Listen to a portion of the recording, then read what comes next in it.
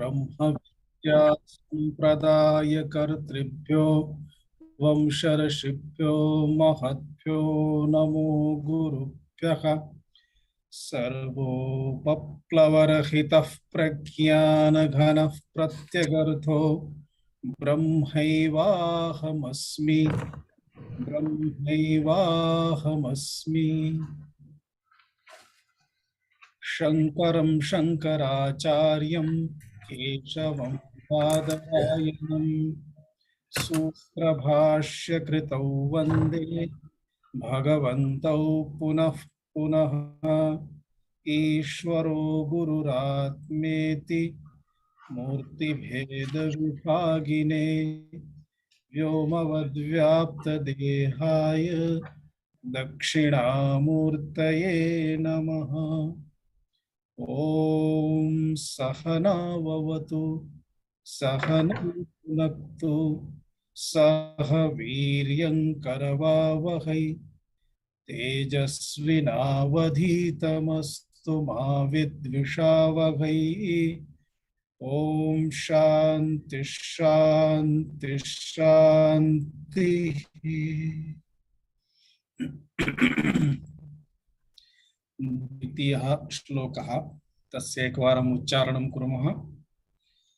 संगः सत्सु विधीयतां भगवतो भक्तिर्दृढा धीयतां शान्त्यादिः परिचीयतां दृढतरं कर्माशु सन्त्यज्यताम् सद्विद्वानुपसृप्यतां प्रतिदिनं तत्पादुका सेव्यतां ब्रह्मैकाक्षरमर्ध्यतां श्रुतिशिरो वाक्यं समाकर्ण्यताम्।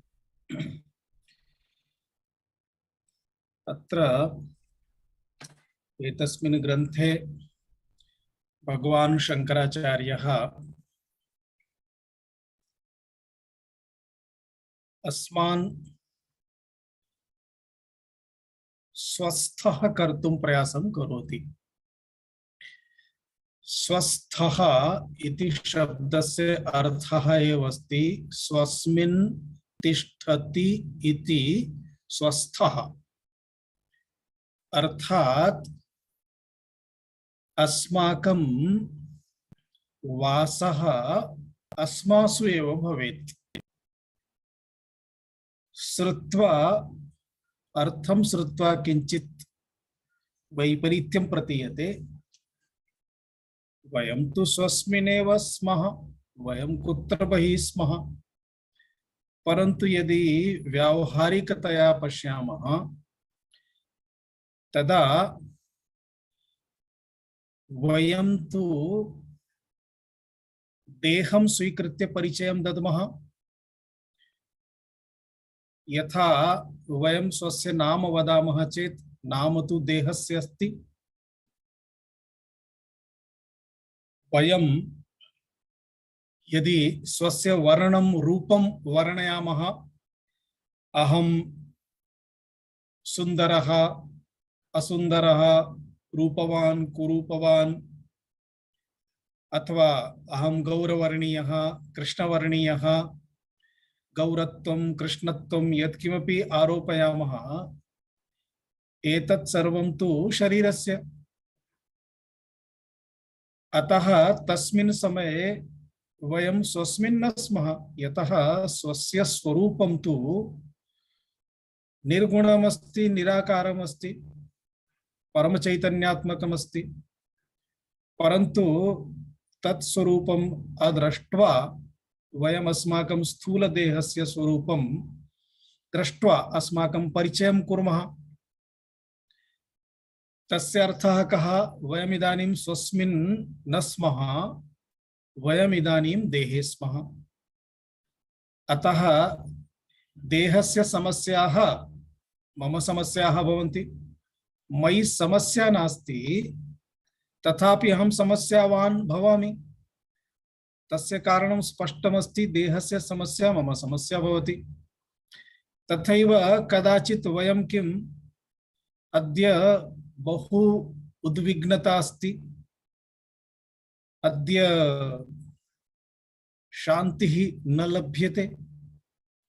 तस्य कारणं किमस्ति? मनः उद्विग्नमस्ति, अतः अहम् उद्विग्नः।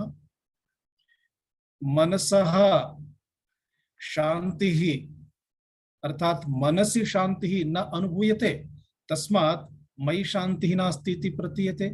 वस्तुतः मम तु शान्तस्वरूपत्वमेव अस्ति। एवम् इत्यादि लक्षणैः अस्माभिः किं ज्ञायते? तस्मिन् तस्मिन् समये यदा वयं देहं स्वीकृत्य, देहविषयं स्वीकृत्य, देह कष्टं स्वीकृत्य, देह धर्मान् स्वीकृत्य तदनुगुणम् अहम् इति चिन्तयामि, तदा अथवा वयम् इति चिन्तयामः, तदा वयं देहे तिष्ठामः। अतः देहे अस्ति इत्युक्ते स्वस्मिन् नास्ति। स्वस्य देहः अस्ति, परन्तु स्वयं तु देहः नास्ति। तद्वत् मनसि अस्ति, बुद्धौ अस्ति। अतः अत्र एतेषां सोपानानां द्वारा भगवत्पादाचार्यः अस्माकं या स्थितिः अस्ति, अर्थात स्वस्मिन् स्थितिः तत्र आनेतुं प्रयासरतः अस्ति। यदि वयं एतेषु पंचसु श्लोकेषु अंतिमं सोपानं यदस्ति पश्यामः, तर्हि परब्रह्मात्मना स्थीयताम्, परब्रह्मरूपेण तिष्ठतु इत्येव अन्तिमः उपदेशः अस्ति। परब्रह्मरूपेण स्थितिः एव स्वात्मस्थितिः अस्ति, अतः उच्यते स्वस्थः। सामान्य व्यवहार द्वारा यदि पश्यामः, कश्चन रुग्णः अस्ति, ज्वरपीडितः अस्ति, तदानीं वयं वदामः कथमस्ति? सः वदति अहम् अस्वस्थः अस्मि, अर्थात स्वस्मिन् नास्मि। स्वस्मिन् भवति चेत् स्वस्मिन् ज्वरः नास्ति, ज्वरपीडा नास्ति, अतः स्वस्मिन् भवति चेत् ज्वरग्रस्तः न भवति, तस्मात् अस्वस्थः इति वदति। यदि मानसिकम् अस्वास्थ्यमस्ति तर्हि मानसिकदृष्ट्यापि अस्वस्थः। एवं मनसः ये दुर्गुणाः सन्ति ते सर्वेपि अस्वास्थ्यमेव। क्रोधः, ईर्ष्या, रागः, द्वेषः, सर्वे गुणाः मनसः गुणाः सन्ति।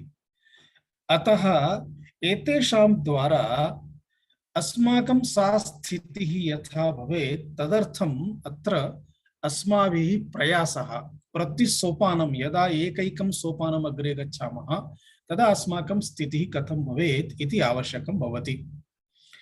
अत्र इदानीं यत् सोपानम् अस्ति, एतस्मिन् सोपाने उच्यते संगः सत्सु विधीयताम्। सत्सु इत्युक्ते सज्जनेषु। सज्जनेषु अर्थात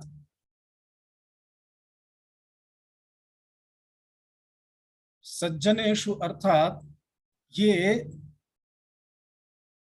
सद्गुणिनः सन्ति ते, ये सद्गुणिनः सन्ति ते सज्जनाः। अस्तु, सद् इति एषः शब्दः एव सात्विकम् अर्थं सूचयति। अतः वयं किं वदामः? सद्चिन्तनं करोतु, अर्थात सात्विकं चिन्तनं करोतु। सात्विकं चिन्तनम् अर्थात शुद्धचिन्तनं। सद्विचारं करोतु, अर्थात शुद्धविचारं करोतु, सात्विकविचारं करोतु। सद्वाक्यं वदतु, अर्थात शुद्धवाक्यं वदतु, सात्विकवाक्यं भवतु। शुद्धं सात्विकं नाम यस्मिन् अन्ये केपि ईर्ष्यादयः, रागादयः, द्वेषादयः एते केपि न सन्ति, अर्थात निर्मलं, निष्कपटं, निश्चलं यदस्ति तत् सदस्ति। एतादृशाः गुणाः यस्मिन् सन्ति ते एव सन्तः इति उच्यते। सत्सन्तौ सन्तः, ते एव सन्तः, सज्जनाः इति उच्यन्ते। अर्थात सद्व्यवहार युक्तः, सद्विचार युक्तः, सद्शिक्षण युक्तः, सदाचार युक्तः यः जनः अस्ति सः एव साधु इति उच्यते। अतः सः एव सत्, सत्सु अर्थात साधुषु संगः विधीयताम्। इदानीम् एकवारं समग्र श्लोकस्य प्रतिपदमर्थं पश्यामः। तो संगः, संगः इत्युक्ते संगतिः, संसर्गः। सत्सु साधुषु अर्थात सत्पुरुषैः सह संसर्गः, संगतिः इत्यर्थः।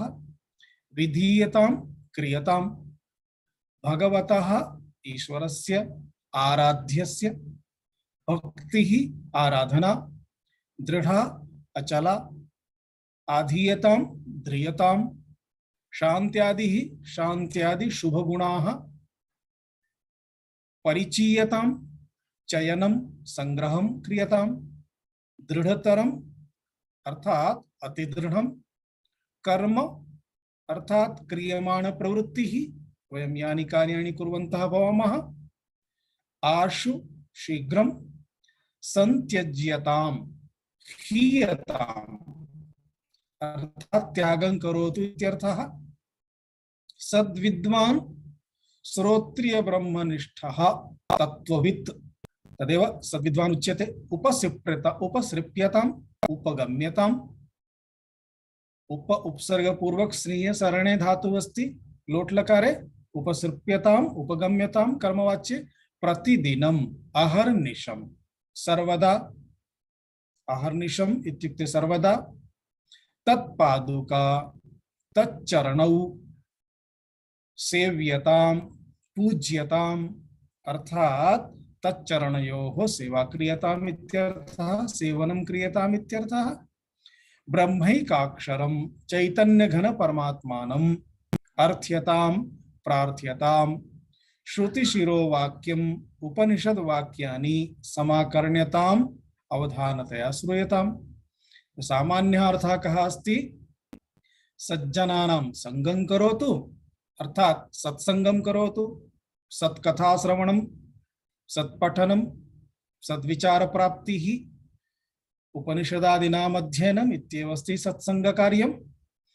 अनन्तरं तदनन्तरम् ईश्वरे अस्माकं या भक्तिः अस्ति सा भक्तिः दृढ़ा भवेत्, दृढ़तरा भवेत्, दृढ़तमा भवेत्। शान्त्यादि ये गुणाः सन्ति तेषां गुणानाम् अस्माकं जीवने आचरणे उपयोगः भवेत्, आधानं भवेत्। अस्माकं तादृशानि यानि कर्माणि सन्ति, यानि कर्माणि संसारं प्रति दृढ़ताम् आनयन्ति, बन्धनयुक्तानि भवन्ति, तेषां कर्मणां यथा योग्यं त्यागः अर्थात अनिवार्य कर्मणां सेवनं भवतु, परन्तु येषां कर्मणां बहु अनिवार्यता नास्ति ते शनैः शनैः अस्माभिः तानि कर्माणि त्यक्तव्यानि। सद्विद्वान् अर्थात श्रोत्रिय ब्रह्मनिष्ठः अस्ति, सद्गुरुः इति उच्यते, तस्य समीपं गन्तव्यं, प्रणामः, अनन्तरं संशयानां निवारणं करणीयं, किमपि सः उपदिशेत् इति प्रार्थनीयः।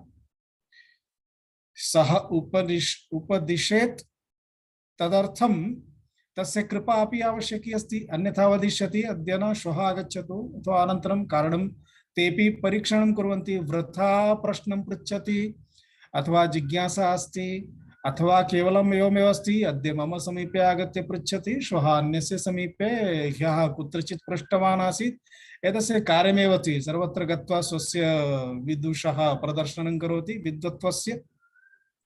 अतः ये विद्वांसः ज्ञानिनः सन्ति, श्रोत्रिय ब्रह्मनिष्ठाः, ते प्रायः मौनेन तिष्ठन्ति, बहु किमपि उत्तरम् अस्तु पश्यामः आगच्छतु एवं। यदि सः प्रसन्नः भवति, सः चिन्तयति न न एषः योग्यः अस्ति, विचारकः अस्ति, मुमुक्षुः अस्ति, तदा ते उपदेशमपि कुर्वन्ति। अतः तेषां चरणस्पर्शं कृत्वा आशीर्वादं स्वीकुर्मः, तेषां कृपा प्राप्यते। यथा गुरौ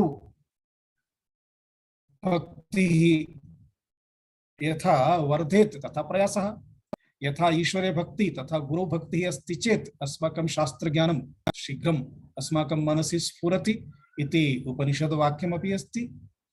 एवं चेत् तस्य समीपं गत्वा सेवनं कृत्वा तस्य पादस्पर्शं कृत्वा नमस्कारं कृत्वा प्रणामं कृत्वा किं प्रार्थनीयं? कृपया आशीर्वादं ददातु, मम गृहे एकः पुत्रः भवेत् अथवा लक्ष्मी आगच्छेत्, उद्योगं प्राप्नुयां, तस्य आवश्यकता नास्ति। ब्रह्मैकाक्षरम् अर्थ्यताम्, अर्थात् परमात्मनः ज्ञानम्, आत्मनः ज्ञानं तस्य समीपे प्राप्तुं याचना करणीया। श्रुतिशिरो वाक्यम्, एवं यदा याचनां कुर्मः तदा सः अहं ब्रह्मास्मि, तत्त्वमसि इत्यादि महावाक्यानाम् उपनिषदादि वाक्यानां सः श्रवणं कारयति, तेन अस्माकं ज्ञानम् उत्पद्यते। अतः तद् गत्वा तस्य समीपे समाकर्ण्यताम्, तत् श्रोतव्यम् इति अत्र एतानि साधनानि एवं प्रकारेण उक्तानि सन्ति इति सामान्यः अर्थः। इदानीं सद्यः प्रकृतं विषयः अस्ति संगः सत्सु विधीयता। बहु महत्वपूर्णः अंशः अस्ति। यदा अस्माकम् आत्मजिज्ञासा उत्पन्ना, अनन्तरं कोऽहम् इति प्रश्नः यदा अभवत्, अहं कः अस्मि? वस्तुतः मम यथा नाम अस्ति तदनुसारम् अमुककुले गोत्रे उत्पन्नः सः एव अहम्। परन्तु शास्त्राणि वदन्ति एवं तु बहुवारं जन्म जायते, पूर्वमपि किमपि यत्किमपि रूपेण जन्म प्राप्तमासीत् इदानीम् अस्ति, अनन्तरमपि मरणं प्राप्य पुनः जन्म भविष्यति। जातस्य हि ध्रुवो मृत्युः, ध्रुवं जन्म मृतस्य च, भगवता श्रीकृष्णेन उक्तम्। अतः वस्तुतः अहं कः अस्मि? पूर्वजन्मनि यत् नाम आसीत् सः अस्मि, एतस्मिन् जन्मनि यदस्ति तद्, अथवा आगामि जन्मनि पुनः भविष्यति तद् को वा? किं मम एषः वर्णः अस्ति? पूर्वजन्मनि एतत् शरीरं न स्यात्, एषः वर्णः न स्यात्, कदाचित् स्त्री शरीरं भवति, कदाचित् पुरुष शरीरं भवति। अहं स्त्री वा पुं वा पुरुषो वा? एवं प्रश्नाः यदा मनसि भवन्ति तदा तेषां समाधानं प्राप्तुम् अस्माभिः ये विद्वांसः सन्ति तेषां समीपं गन्तव्यं भवति। तत्र गत्वा तैः सह अस्माकं संशयनिवारणं करणीयं भवति। कदाचित् साक्षात् अवसरः नापि लभ्यते, तर्हि यत्र कुत्रापि भगवद्गीता प्रवचनम् अस्ति उत उपनिषत् प्रवचनं प्रचलति, वेदांत श्रवणं कथंचित् अपि यथा प्राप्येत तथा अस्माभिः प्रयासः करणीयः। तदेव अस्ति सत्संगः, तादृशजनानां संगः। अस्माकं समयः, अस्माकं यानि महत्वपूर्णानि कार्याणि सन्ति तानि कार्याणि समाप्य अन्यूनम् अन्यः समयः वृथा न गच्छेत्। तदर्थं वयं यथा तेषाम् अर्थात् तस्य समयस्य उपयोगं कुर्मः तथा अस्माकम् आयोजनं भवतु। तदेव उच्यते संगः सत्सु विधीयतामिति। इदानीं सत्संगति विषये किञ्चित् चर्चां कुर्मः। सत्संगतिः यदस्ति तेन कः लाभः भवति? सत्संगति विषये बहवः विद्वांसः, आचार्याः, सुभाषितकाराः बहुविधम् उक्तवन्तः सन्ति। एकैकम् अपि सर्वेषां यद् वचनमस्ति तत् स्वीकृत्य प्रवचनं कुर्मः चेत् 1 मासः गच्छति, अन्यूनं सामान्यं बहु समयः गन्तुं शक्नोति। परन्तु किञ्चित् अत्र वयं सारांशत्वेन केषाञ्चन कानिचन वचनानि स्वीकृत्य चर्चयामः। त्रिजगति सज्जन संगतिरेका भवति भवार्णवतरणे नौका। अत्र संगति विषये, संगतिः सज्जनानां संगतिः तस्मिन् विषये अत्र उच्यते। त्रिजगति अर्थात् संपूर्ण संसारे लोकत्रये सज्जन संगतिः एका एषा सज्जन संगतिः एव तथा अस्ति भवार्णवतरणे नौका।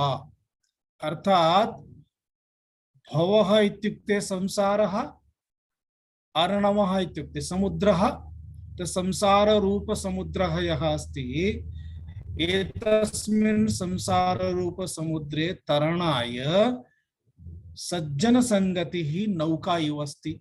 अर्थात संसार सागरं तारयति, पारं करोति। संगतिः कथं? यतः संगति द्वारा एव सत्कथन सत्श्रवण द्वारा एव सद्वचनानां सेवन द्वारा एव अस्माकं आत्मस्वरूप विषये, आत्मा विषये, परमात्मा विषये, जगत् विषये या वास्तविक स्थितिः अस्ति तस्य कल्पना भवति, ज्ञानं भवति। अतः सत्संगतिः नौका इव अस्ति। सतां सद्भिः संगः कथमपि हि पुण्येन भवति। सताम् इत्युक्ते सज्जनानां, सद्भिः ये सज्जनाः सन्ति, अर्थात यः संगम करोति सोपि सज्जनः, यस्य संगम करोति सोपि सज्जनः। अतः वयं यदि तादृशं कञ्चित् पुरुषं प्रतिगच्छामः, यः ज्ञानी अस्ति, विचारवान् अस्ति, सद्वृत्तिधारकः अस्ति, तस्य समीपं गत्वा संसारस्य अन्य विषये चर्चा न भवति। तदानीं केवलं ज्ञान रूप चर्चा एव भवति। अतः तां चर्चां यः श्रोतुं गच्छति सः अपि सद्वृत्तिवान् अस्ति, तां चर्चां यः करोति, श्रावयति, सोऽपि सद्वृत्तिवान् अस्ति। अतः सज्जनानां सज्जनैः सह संगः इति सतां सद्भिः संगः। कथमपि हि, अर्थात येन केनापि प्रकारेण किंचिन् मात्रमपि यदि संगः जातः तत् पुण्य प्राप्तये एव भवति, तत्र वृथा समयनाशः नास्त्येव। भगवान् शंकराचार्यः अपि वदति चर्पटि पंजरिका स्तोत्रे, सत्संगत्वे निस्संगत्वं, निस्संगत्वे निर्मोहत्वं, निर्मोहत्वे निश्चलतत्वं, निश्चलतत्वे जीवन मुक्तिः। पश्यतु, सत्संगः जीवन मुक्ति पर्यन्तं नयति। सत्संगत्वे निस्संगत्वम् अस्ति, अर्थात यदा वयं सत्संगं कुर्मः तदा अस्माकं अन्यविध व्यवहाराणां कर्तनं भवति, वृथा संसर्गः संपर्कः समाप्तः भवति। दिने सहस्रं जनाः मेलनं कुर्वन्ति, तेषु इदानीं केवलं द्वित्राः ये सज्जनाः सन्ति ते एव आगच्छन्ति, तैः सह एव मेलनम्, अन्ये सर्वे गताः। अतः किम् अभवत्? निस्संगत्वं प्राप्तं, वृथा संगतिः गता। मन्दं यः आचार्यः अस्ति सः अपि पूज्यः भवति, अतः तस्य संगत्वमपि संगैव, अर्थात् संसारे पातितुं पातयितुं च न भवति। तस्मात् किं भवति? निस्संगता प्राप्यते। यतः केवलम् अध्यात्म विषये, आत्म विषये चिन्तनं प्रचलति। निस्संगता यदा प्राप्यते तदा किं भवति? निर्मोहत्वं प्राप्यते। अर्थात् पश्यतु, प्रेम इति शुद्धं, परन्तु तदेव प्रेम, मया पूर्वम् उक्तमासीत् उदाहरणेन, तदेव प्रेम यदि आसक्ति रूपेण भवति तदा मोह इति उच्यते। वास्तविकं ज्ञानम् अस्ति चेत् मोहः न भवति। अतः निस्संगत्वेन निर्मोहत्वस्य प्राप्तिः। निर्मोहत्वं प्राप्तं चेत् निश्चलतत्वं प्राप्यते। अर्थात् जगतः ये विषयाः सन्ति तान् प्रति अस्माकं यदा मनः मुक्तं भवति, ते विषयाः यदा अस्माकं मनसि प्रवेष्टुं नार्हन्ति, तदा अस्माकं केवलम् आत्मतत्त्वमेव तिष्ठति। आत्मतत्त्वम् एव निश्चलतत्त्वम् अस्ति। अन्यानि सर्वाणि तत्त्वानि अनात्मतत्त्वानि सन्ति, तानि सर्वाणि चलतत्त्वानि सन्ति। अतः निर्मोहता प्राप्त्यनन्तरमेव निश्चल तत्त्वस्य प्राप्तिः अस्ति। निश्चल तत्त्वं प्राप्तं चेत् कार्यं समाप्तं, जीवनमुक्तिः। अनन्तरं जीवने कुत्रापि बन्धनमेव नास्ति। कथं बहु सरलतया भगवान् शंकराचार्यः एकैकं सोपानं केवलम् एकस्मिन् श्लोके एव दर्शितवान्। इदानीं 40 साधनानां द्वारा यत् पठनीयम् अस्ति तदेतदेव अस्ति। सत्संगत्वं तस्मात् निस्संगत्वं निस्संगत्वात् निर्मोहत्वं निर्मोहत्वात् निश्चलतत्वं निश्चलतत्वं चेत् समाप्तं जीवन मुक्तिः स्वात्मना परब्रह्मात्मना स्थितिः भवति। एवं पश्यामः चेत् केनचित् कविना उक्तं सत्संगतिः कथय किं न करोति पुंसां वदतु पुरुषाणां कृते सत्संगतिः किं किं न साधयति, अर्थात् सर्वमपि साधयितुं शक्नोति। पश्यतु अन्यदपि उच्यते जाड्यं धियो हरति सिञ्चति वाचि सत्यं मानोन्नतिं दिशति पापमपाकरोति चेतः प्रसादयति दीक्षुतनोति कीर्तिं सत्संगतिः कथय किं न करोति पुंसाम्। सत्संगतिः पुरुषाणां कृते किं किं न करोति। पश्यतु जाड्यं धियः हरति, धियः जाड्यं हरति अर्थात बुद्धेः जड़तां हरति, सूक्ष्म बुद्धिः जायते उत्पद्यते।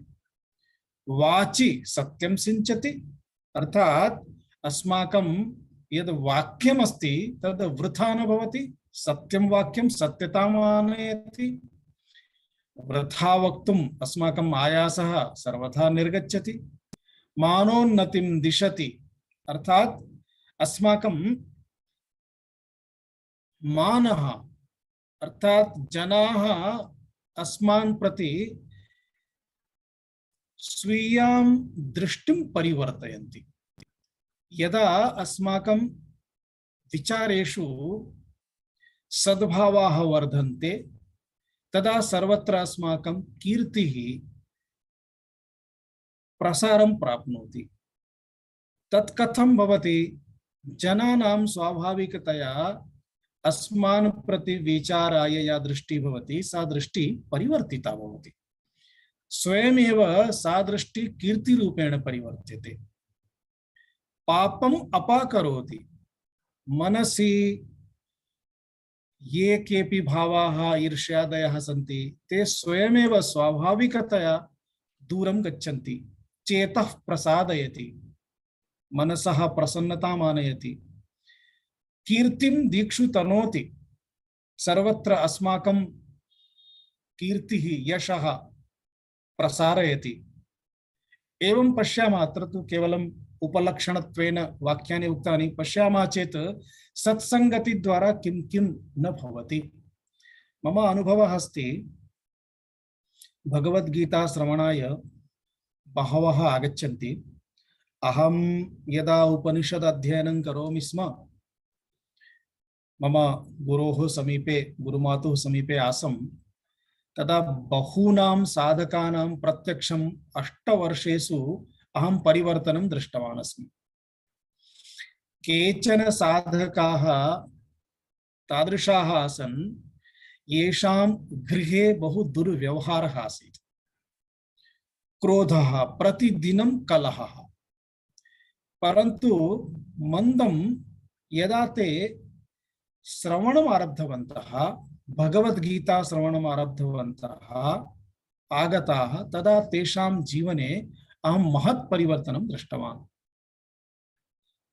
प्रत्यक्षम् इदानीमपि तेषां गृहे तथा शान्तिः अस्ति। पुत्राः, पुत्र्यः, गृहे अन्ये सदस्याः, सर्वेषां तथा परस्परम् इदानीं न केवलं स्नेहः परन्तु आचरणमपि तथा अस्ति, येन अन्ये जनाः अपि तद् दृष्ट्वा स्वस्य जीवने परिवर्तनम् आनयन्ति। तेषां द्वारा तेषां जीवनं दृष्ट्वा अत्र भगवद्गीता श्रवणेन किं लभ्यते इति मनसि यदा जिज्ञासा उत्पन्ना तद् द्रष्टुम् आगताः। एवं ते अपि साधकाः अभवन्। अतः सत्संगति द्वारा कथं परिवर्तनं भवति तस्य कृते एव अग्रिमश्लोकः अस्ति। दूरीकरोति कुमतिं विमलीकरोति चेतश्चिरन्तनमघं चुलुकीकरोति। भूतेषु किंच करुणां बहुलीकरोति संगः सतां किमु न मंगलमातनोति। सतां संगः सज्जनानां संगः किमु न मंगलमातनोति। जीवने किं सुखं नानयति, किं मंगलं नानयति। अर्थात सर्वं जीवनं मंगलमयं करोति, कुमतिं दूरीकरोति, कुबुद्धिः दूरं गच्छति, सद्बुद्धिः उत्पद्यते, विमलीकरोति, चेतः मनः मनः विमलं करोति। अर्थात मनसः रागाः द्वेषाः ये षड्रिपवः सन्ति ते दूरं गच्छन्ति, मनः प्रसन्नताम् अनुभवति, विमलं भवति, शुद्धं भवति। अघं चेतस् दूरीकरोति कुमतिं, चेतः विमलीकरोति, चिरन्तनम् अघः चुलुकीकरोति। चेतः चिरन्तनं विमलीकरोति सर्वदा, अनन्तरम् अघः अपि चिरन्तनं चुलुकीकरोति। अघम् इत्युक्ते पापं, पापं चुलुकीकरोति इत्युक्ते किञ्चिन् मात्रं महत् पापं, पापानां राशि अस्ति चेदपि तत् समाप्य सामान्यं केवलं नखपर्यन्तं यथा तिष्ठति तावदेव चुलुकीकरोति, अर्थात् समापयति। भूतेषु किंच करुणां बहुलीकरोति, सर्वप्राणिनां प्रति, सर्वप्राणिनः प्रति करुणाम् उत्पादयति। करुणा कारणात् व्यवहारे परिवर्तनं भवति। अर्थात सत्संगति द्वारा किं किं न प्राप्यते इति उक्तम्। एवं तात्पर्यं किमस्ति, सतां संगः पारस्मणिः इति उच्यते। यथा पारस्मणिः लौह संपर्कं यदा प्राप्नोति तदा लोहः अपि, अर्थात पारसमणि समीपं यदा लोहः गच्छति पारसमणेः स्पर्शम् अपि करोति तदा लोहः अपि सुन्दरतां प्राप्नोति।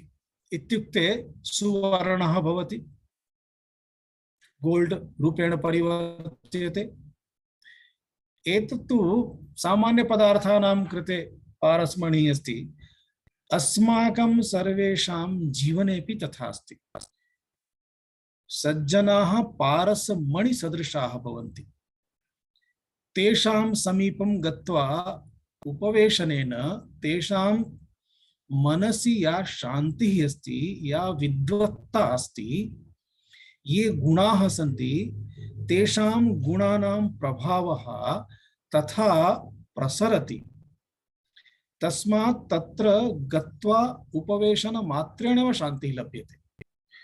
पुनः यदि तेषां समीपतः अस्माकं जिज्ञासा समाधानं कुर्मः, प्रश्नानां निवारणं कुर्मः, तत्र गत्वा यदि श्रवणं कुर्मः, आत्मज्ञानं प्राप्तुं प्रयासं कुर्मः, तदा तस्मात् अस्माकं सम्पूर्णं जीवनम् आमूलचूल परिवर्तितं भवति। अतः तेषां केवलं संपर्कमात्रम् एव अस्माकं जीवने परिवर्तनस्य कारणं भवति। एवं सत्संगतेः एषः प्रभावः अस्ति। वयं जानीमः यथा वाल्मीकिः आदौ लुण्ठकः आसीत्। सः लुण्ठनं कृत्वा ये यात्रिकाः गच्छन्ति स्म अथवा व्यापारं कर्तुं यदा सार्थः गच्छति स्म तदा सम्पूर्णं सार्थं ते तथा पीडयन्ति स्म। सर्वान् ताडयित्वा तेषाम् आभरणानि, नाणकं, धनं सर्वं सः लुण्ठते स्म। एकवारं नारदः तत्र आगत्य वदति, भवान् एतत् सर्वं किमर्थं करोति? सः उक्तवान्, एतत् अहं मम परिवाराय करोमि। भवान् भवतः परिवाराय करोति, परन्तु भवान् एकं पापमपि संग्रहति। भवतः धनस्य भोगं तु परिवारजनाः करिष्यन्ति, परन्तु पापस्य भोगं तु केवलं भवता एव करणीयं। ते करिष्यन्ति वा इति? सः वदति, निश्चयेन करिष्यन्ति। मम आनीतं यत् धनमस्ति मद्वारा तस्य उपयोगं कुर्वन्ति चेत् मया यद् अर्जितं पापमस्ति तस्यापि ते उपयोगं करिष्यन्ति। तदा सः वदति एकवारं पृष्ट्वा आगच्छतु। वाल्मीकिः वदति अहं प्रष्टुं गच्छामि, भवान् बहु चतुरः अस्ति, पलायनं करिष्यति। सः उक्तवान् भवान् बन्धनं कृत्वा गच्छतु। नारदम् एकस्मिन् वृक्षे बन्धनं कृत्वा गच्छति। अनन्तरं गृहजनान् यदा पृच्छति ते गृहजनाः वदन्ति तथा तु न शक्यते एव। अन्येपि ये ज्येष्ठाः ग्रामे तेपि वदन्ति पापकर्मणां भोगः तु अस्माभिः एव करणीयः भवति। वयं यत्किमपि आनयामः अन्येभ्यः दद्मः, धनस्य भोगः तु सर्वैः कर्तुं शक्यते, परन्तु पापकर्मणां भोगः तु स्वयमेव। तदा तस्य बुद्धिः परिवर्तिता। नारद समीपम् आगत्य क्षमां प्रार्थयित्वा सः ततः एव मन्त्रं स्वीकृत्य आरब्धवान्। तस्य जीवनं परिवर्तितं। वाल्मीकिः ऋषिः जातः। रामायणस्य आदि कविः रचयिता सः एव वाल्मीकिः। एवं वयं द्रष्टुं शक्नुमः कथं परिवर्तनं भवति। अतः उच्यते स्वाध्याय प्रवचनाभ्यां न प्रमदितव्यम्। उपनिषद्वाक्यमस्ति स्वाध्याय प्रवचनादयः सन्ति, तत्र अस्माभिः कदापि प्रमादः न करणीयः। अर्थात् किमस्ति, आध्यात्मिक ग्रन्थानाम् अभ्यासः करणीयः। आध्यात्मिक ग्रन्थानाम् अभ्यासं कुर्मश्चेत् तेन तद्वारा आध्यात्मिक ग्रन्थानाम् अभ्यासद्वारा अस्माभिः किमपि पठ्यते, यत् पठितमस्ति तदेव यदि वयम् अन्येभ्यः ये केपि अस्माकं समीपम् आगच्छन्ति, यतः जनाः यदा पश्यन्ति एषः आध्यात्मिक पथि अस्ति, मार्गे अस्ति, एतस्य योगाभ्यासः अस्ति, तदा जनाः आगत्य अन्यूनं मामपि किञ्चित् योगं पाठयतु, मामपि किञ्चित् प्राणायामं पाठयतु। प्राणायाम माध्यमेन, योग माध्यमेन तस्य अन्तः शुद्धिः भवति। शास्त्रं किञ्चित् शृणोति, तदा इतोपि श्रोतुम् इच्छा भवति। तस्मात् इदानीं यद्यपि अहं केवलं शास्त्रश्रवणं कुर्वन्नेव अस्मि, परन्तु यत्किमपि श्रुतमस्ति तदपि अन्येभ्यः यदि दद्मः, तेन तस्य जीवने परिवर्तनस्य आरम्भः भवति, परन्तु मम जीवने तस्य ज्ञानस्य दृढता भवति। अतः सदा सर्वदा आध्यात्मिक ग्रन्थानाम् अभ्यासः करणीयः, अभ्यासः कारणीयः अपि। तदर्थं किमुच्यते, स्वाध्याय प्रवचनाभ्यां। स्वाध्यायः अपि प्रवचनमपि, अर्थात् स्वयं अध्ययनं कुर्मः, अन्येभ्यः अपि वयं पाठयामः, प्रवचनमपि कुर्मः। तेन तेषां जीवने अपि यथा अहं सुखस्य आनन्दस्य अनुभूतिं कुर्वन् अस्मि, तथा ते अपि सुखस्य आनन्दस्य अनुभूतिं कुर्वन्तु इति अभिप्रायः भवेत्। एवं क्रियते चेत् अस्माकं सत्संगतिः फलम् आनयति। सत्संगतिः यदा फलम् आनयति तर्हि तस्मात् कारणात् वयं यस्मिन् विचारे स्मः, आत्मचिन्तने स्मः, तत् यत् ज्ञातमस्ति तद् अस्माकम् इतोपि दृढं भवति। अनन्तरम् ईश्वरविषये यदा अस्माकं स्पष्टकल्पना भवति, तदा ईश्वरविषये अस्माकम् इतोपि भक्तिः वर्धते। भक्तिः यदा वर्धते तदा एवं प्रकारेण सा भक्ति इतोपि वर्धनीया। तदर्थम् अग्रिमसोपाने भगवता उच्यते भगवतः भक्तिः दृढा आधीयताम् इति। दशमः सोपानः, दशमसाधना अस्ति। भगवतः अर्थात ईश्वरं प्रति अस्माकं भक्तिः दृढ़ा भवेत्। दृढ़ा भवेत् इति किमर्थम् उच्यते, यतः यदि सामान्यं व्यवहारं पश्यामः, यथा अस्माकम् इष्टदेवः अस्ति शिवः, विष्णुः अथवा देवी,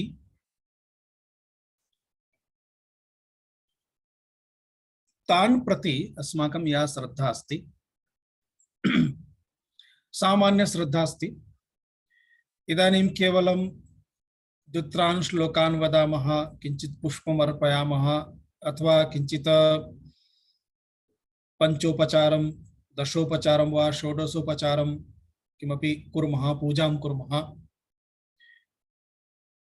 परन्तु यदि समयं दृष्ट्वा प्राप्य तादृश ग्रन्थस्य किञ्चित् पठनं कुर्मः। उदाहरणं यथा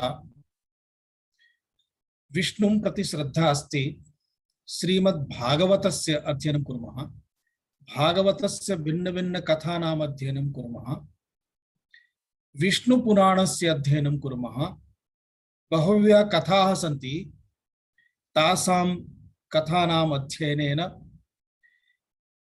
विष्णुः ईश्वरः कः इति, भक्तिः कथं भवति, कथं भक्ताः जाताः, एवं यदा अस्माकं पठनम् अध्ययनं किञ्चित् वर्धते तदा आराध्यं प्रति, तं देवं प्रति अस्माकं या भक्तिः अस्ति सा भक्तिः इतोपि वर्धते। वर्धिता भक्तिः इतोपि पूजा समये, आरंभे किम् आसीत्, आरंभे वयं केवलम् एकं शान्ताकारं भुजगशयनं पद्मनाभं सुरेशं विश्वाधारं गगन इति वदामः। परन्तु यदा एकवारं विष्णु विषये अस्माकं स्पष्टकल्पना भवति तदा शान्ताकारम् इति शब्दं श्रुत्वा विष्णोः ध्यानस्थितेः स्मरणं भवति। विष्णुः शेषशय्यायां यदा अस्ति, शयानः अस्ति, तदानीमपि तस्य आकारः शान्तरूपेण, यदा लक्ष्मी अस्ति पादसेवां कुर्वती अस्ति तदानीमपि तस्य मुखे शान्तिः, आकारः शान्तरूपेण एव, शान्ताकारः एव। यदा देवः कश्चन आगत्य समस्यां वदति तदानीमपि शान्ताकारः। विष्णुः यदा कस्यचित् दैत्यस्य हननं करोति तदानीमपि तस्य आकारः शान्ताकारः एव। मूलं तु आकारः सः एव। अतः शान्ताकार श्लोक उच्चारण समये विष्णोः सा आकृतिः स्मरणे आगच्छति। पूर्वं तु केवलं शान्ताकारम् इति कथनमात्रमेव आसीत्। भुजगशयनं वदामः तदानीं शेषशय्यायां शयनं तत्स्वरूपस्य स्मरणं भवति, अर्थात् द्विधा लाभः भवति। पूर्वं केवलम् उपचारमात्रमासीत्, इदानीं मनसा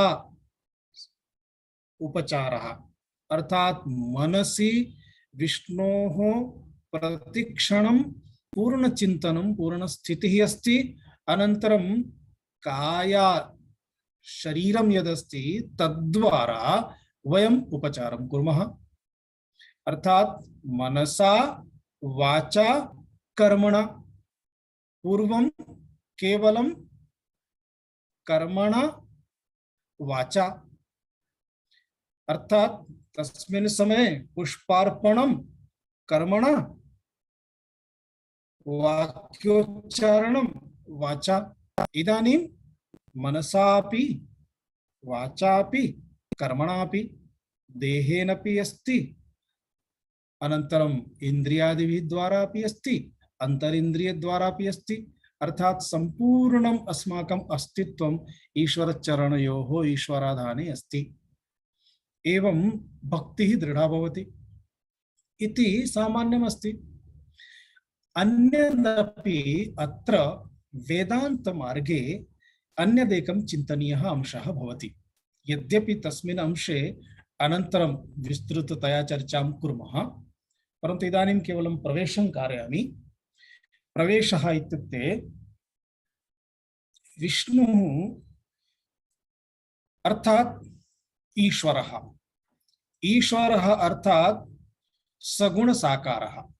यः निर्गुण निराकारः ईश्वरः परब्रह्म परमात्मा, सह एव परब्रह्म परमात्मा यदा मायया सह भवति, माया सहितः भवति, माया गुणात्मिका अस्ति, त्रिगुणात्मिका, तस्मात् त्रयः गुणाः मायायां ये सन्ति, त्रिगुण सहिता माया यदा ईश्वरस्य उपाधिः भवति तदा सः अर्थात निर्गुण परमात्मना यदा परमात्मना उपाधि भवति तदा सः एव निर्गुण निराकारः ईश्वरः सगुण साकारः इति उच्यते।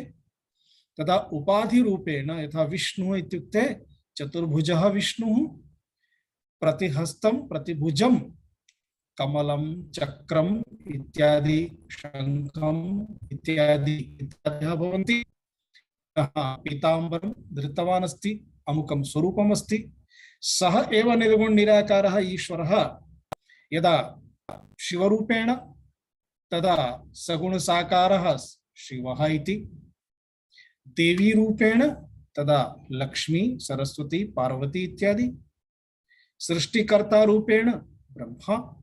अर्थात अस्माभिः सगुण साकारस्य ईश्वरस्य यदा चिन्तनं क्रियते तदा तस्य वास्तविकं स्वरूपं किमस्ति इति चिन्तनीयं भवति। वास्तविकं स्वरूपं तु निर्गुण निराकारः एव। तद् यदा चिन्तयामः तदानीं तदेव उच्यते तत्पदार्थ विवेकः, अर्थात ईश्वर पदार्थ विवेकः। तत्पदार्थः त्वं पदार्थः, त्वं इत्युक्ते जीवात्मा, तत् इत्युक्ते परमात्मा। तो जीवात्मा इति पदार्थः त्वं पदार्थः, परमात्मा इति पदार्थः तत्पदार्थः। द्वयोः यदा विवेकः भवति तदा अन्ततो गत्वा एतत् स्पष्टं भवति यत् चैतन्य घन परमात्मा एव आत्मत्वेन अस्ति। अतः आत्मत्वेन यदा वयं चिन्तनं कुर्मः तदा आत्मनः प्राप्तिः परमात्मनः प्राप्तिरेव, उत परमात्मनः प्राप्तिः आत्मनः प्राप्तिरेव इति भवति। अतः तस्मिन् विषये आत्मस्थितिः यदा प्राप्तव्या अस्ति तत् कथम् आत्मस्थितिः प्राप्ता भवेत् तदर्थम् एव उपनिषदादि अस्मान् सूचयन्ति, मार्गं दर्शयन्ति, तेषां निर्देशः अस्माकं जीवने प्राप्यते। अतः तद्विषये वयम् अनन्तरं विस्तृततया चिन्तनं करिष्यामः। इदानीं यदि केचन प्रश्नाः सन्ति तर्हि वयं प्रष्टुं शक्नुमः। यतः पूर्वश्लोकः अपि एकवारं समाप्तः, इदानीं नूतनः श्लोकः आरब्धः। भवन्तः कृपया स्वस्य मुखमपि दर्शयन्तु, वीडियो उद्घाटयितुं शक्यते। अनन्तरं ये केऽपि प्रश्नाः सन्ति तेषां समाधानं पश्यामः। स्वामीजी नमो नमः। नमो नमः। नमो नमः। प्रथम श्लोके सत्संगति निस्संगत्वम्। सत्संगत्वे निस्संगत्वम्। आम्, कृपया। सत्संगत्वे निस्संगत्वम्। संगत्व भवति सत्संगत्वे। संगति विषये किञ्चित् वदन्तु। किमस्ति, सामान्यतः अस्माकं जीवने वयं पश्यामः तर्हि बहूनां संगः अस्ति, परन्तु ते बहवः सन्मार्गचिन्तकाः तु न सन्ति। ये तु अस्माकं व्यावहारिक जीवने उद्योगरताः सन्ति। केचन केवलं स्वार्थम् अधिकृत्य कार्यं कुर्वन्ति, अतः तेषाम् अस्माकं समीपे अपेक्षा केवलं स्वार्थपूर्त्यर्थं भवति। तेषां संगः अपि संगः उच्यते। तेषां संगः अपि संगः उच्यते। इदानीं सः यः संगः अस्ति सः संगः अन्ततो गत्वा अस्मान् कुत्र स्थापयति? पुनः संसारे एव स्थापयति। फॉर एग्जाम्पल, कस्यचित् इंट्रेस्ट यदि शेयर मार्केट मध्ये अस्ति, तस्य समीपम् उपविशामः चेत् सः तदेव वदति। कदाचित् वयं किञ्चित् विषयं परिवर्तयामः, किञ्चित् कालं सः अस्मान् शृणोति, पुनः सः शेयर मार्केट मध्ये आगच्छति। अतः एतत् एकम् उदाहरणं पश्यामः चेत् सर्वेषाम् अस्माकं कति जनानां दर्शनं प्रतिदिनं भवति। तेषु कानिचन दर्शनानि पर्टिक्युलर समये अनन्तरं 12 घण्टासु 8 घण्टासु निश्चयेन एकवारं भवति। आम् कानिचन दर्शनानि मुखदर्शनानि कदाचित् सप्ताहे मासे भवति, कानिचन एकवारं भवति, द्वितीयवारं न भवति, परन्तु सर्वेषां दर्शनमपि अस्माकं सङ्गः एव अस्ति। तैः सह अस्माकं सम्पर्कः इत्युक्ते लैक् दट् मोबाइल नेटवर्क, भवतः हस्ते मोबाइल अस्ति, तस्य नेटवर्क अस्ति, सङ्गः अस्ति, ओके, कनेक्शन। इदानीं तैः सर्वैः सह अस्माकं कनेक्शन, इदानीं तत् कनेक्शन किं करोति, तत् कनेक्शन तेषां विचारेषु अस्मान् स्थापयति। इदानीं ततः किञ्चित् विपरीतम्, एकः कश्चन श्रोत्रिय ब्रह्मनिष्ठः विद्वान् अस्ति, यः भागवत कथा, उपनिषद्, भगवद्गीता इत्यादि ग्रन्थानाम् अध्ययनं करोति। इदानीं तस्य समीपं यदि गत्वा उपविशामः, सः शेर् मार्केट् विषये वदिष्यति वा? न, कदापि न। उद्योग विषये वदिष्यति वा? नैव। इत्यादिकं सः वदति चेत् किं वदति, किमपि कार्यमस्ति वा, भवान् अत्र आगतवान् अस्ति, बहु दिनानाम् अनन्तरं दर्शनम् अभवत्, वयं किं वदामः, कार्यं किमपि नास्ति, केवलम् एवमेव आगतवान् अस्मि। इदानीम् एवमेव आगतवान् इति पश्यति चेत् सः कां चर्चां करोति, सः भागवत चर्चां करोति, यत् पठति तदेव वदति। इदानीं तस्य भागवत चर्चां श्रुत्वा मनसि अस्माकं किञ्चित् रसः उत्पन्नः। उदाहरणं यथा अहं मम जीवने एकां घटनां वदामि। अहम् एकवारं मम गुरोः समीपम् एकां कथां श्रुतवान्।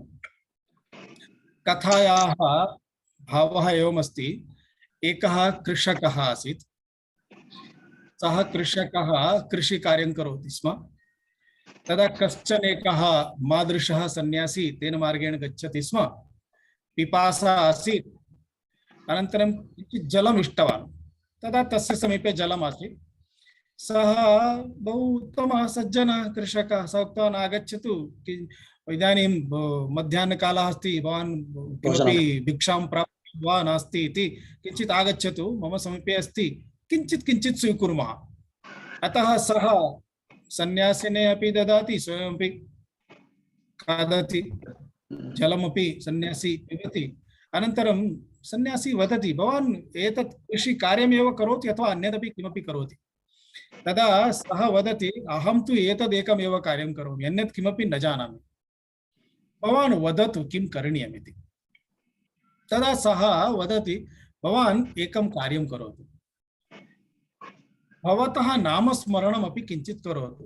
सः उक्तवान्, नामस्मरणं मनसि मन्त्रः किमपि न तिष्ठति, यदि नाम स्मरणं करणीयं चेत् किमपि बहु सरलं नाम ददातु।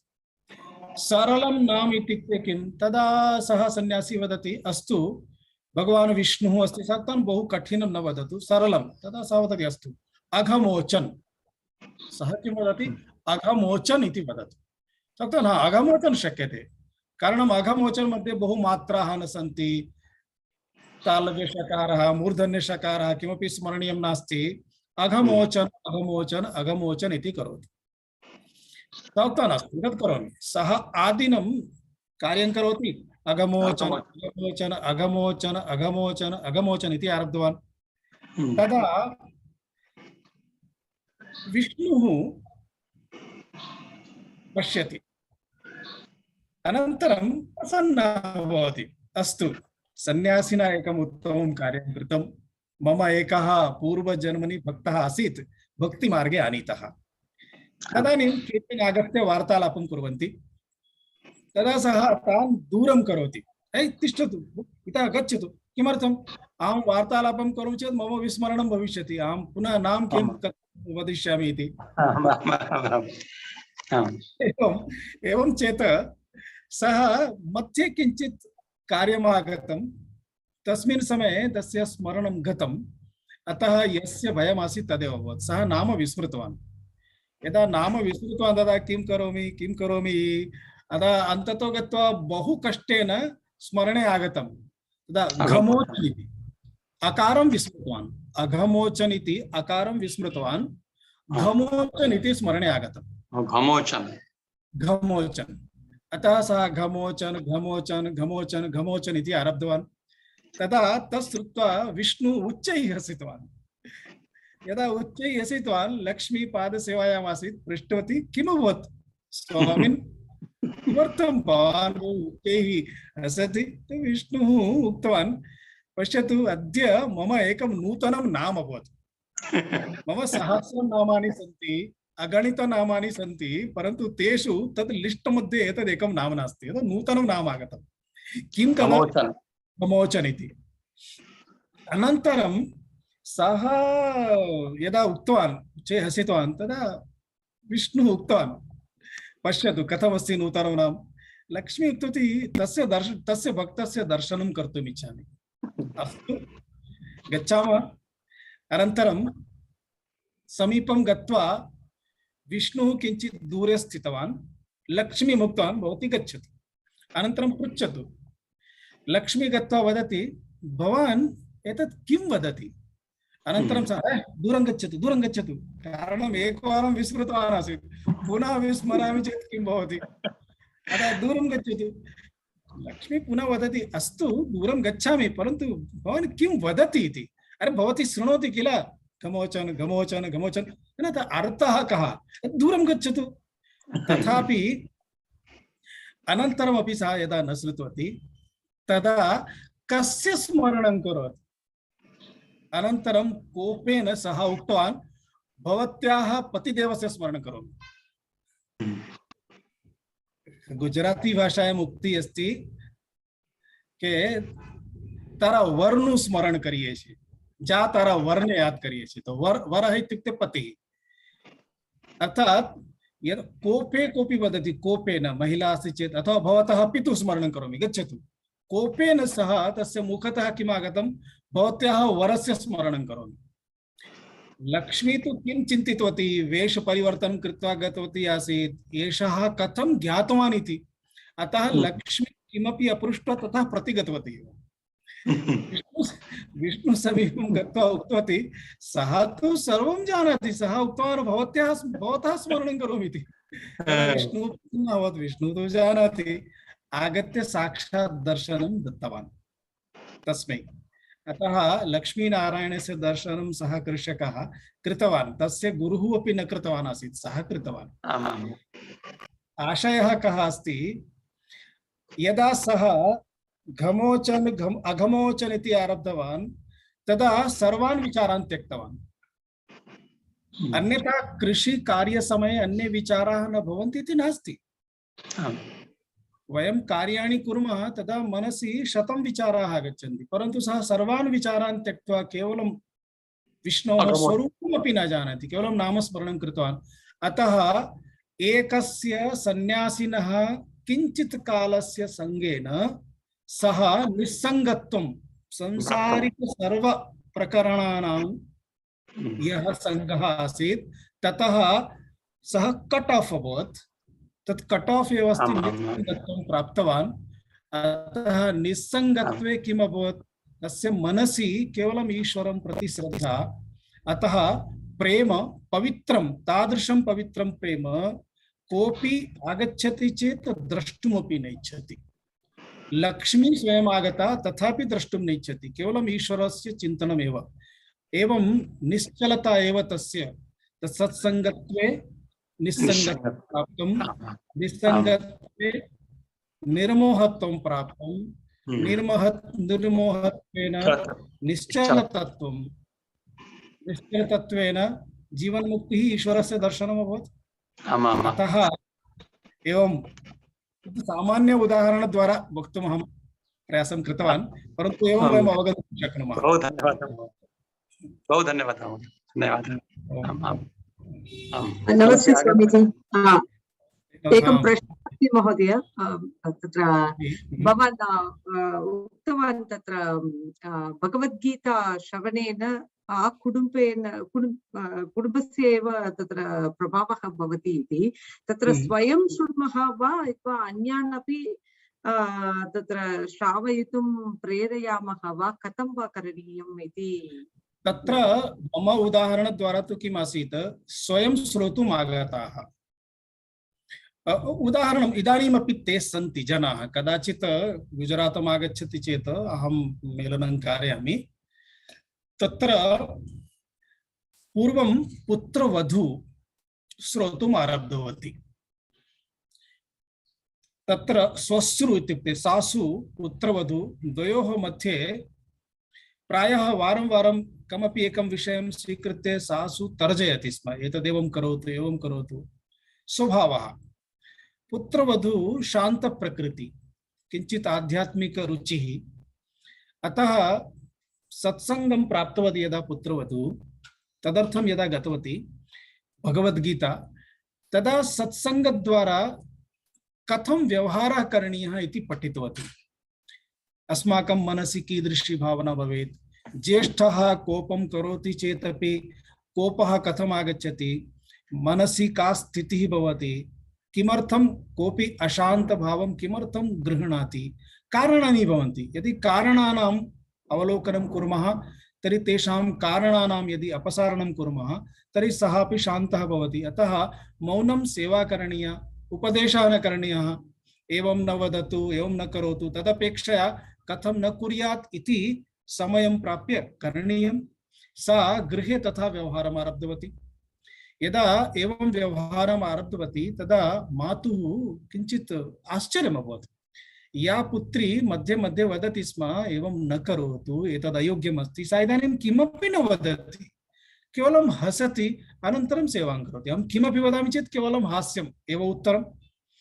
तदा तस्याः आश्चर्यं यदासीत् तदर्थं सा अपि एकवारं स्वाध्यायं प्रति आगतवती। अनन्तरं तस्याः अपि मनसि रुचिः उत्पन्ना, निरन्तरं स्वाध्यायम् आगन्तुम् आरब्धवती। परिणामतः द्वयोः मध्ये इदानीं ट्यूनिङ्ग् अभवत्। तत् ट्यूनिङ्ग् दृष्ट्वा यः पुत्रस्य पिता अर्थात् श्वश्रुः पतिः, तस्य आश्चर्यम् अभवत्।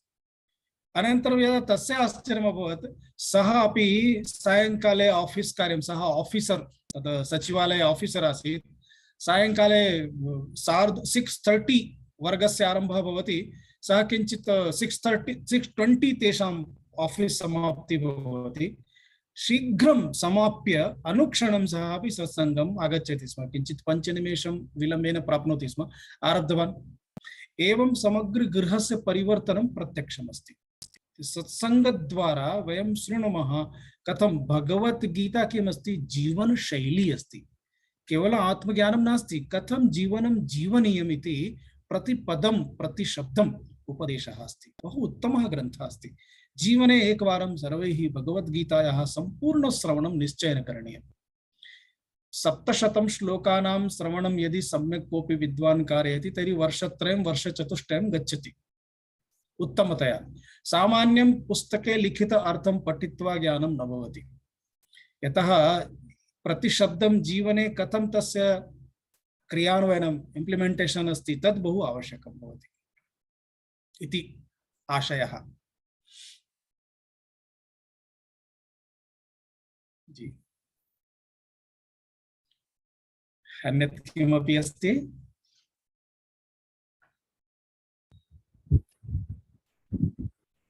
अद्य तु समयः जातः किल स्वामीजी, अद्य समापयामः। मया न दृष्टमेव 6:30 तत्र 4